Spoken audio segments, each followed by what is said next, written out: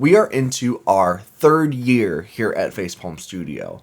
And over the last year, I haven't made a whole lot of content. 2024, there were a lot of changes happening, huge life events, and Facepalm Studio kind of moved to the back burner.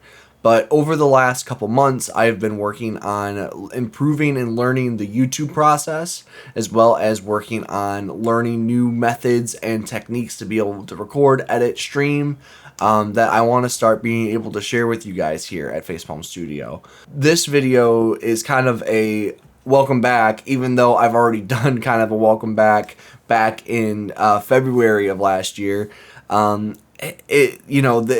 As things have kind of gone and stayed busy, I've needed to learn and develop my skills as, in an IT profession, as well as just a content creator. The last year has been a huge place of growth for me, and actually it's been a huge place of growth for the channel. In the last year, since my last video on March 12th, 2024, we've gained over 8 subscribers.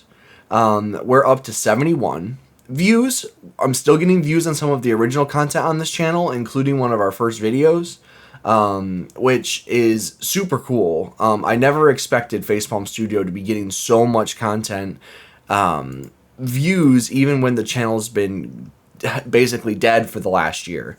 And I honestly just want to say thank you to everybody who continues to watch, who enjoys the content, and who is getting something out of it, because ultimately that's what this channel is for, is to help you guys break away from those facepalm moments and to be able to have something that you'll be able to look back on and say, oh yeah, that's how I did that. As I get my bearings back into creating these videos, I hope you guys are able to come back to the channel, be able to review and learn, and hopefully I'll be able to make something that you guys will enjoy.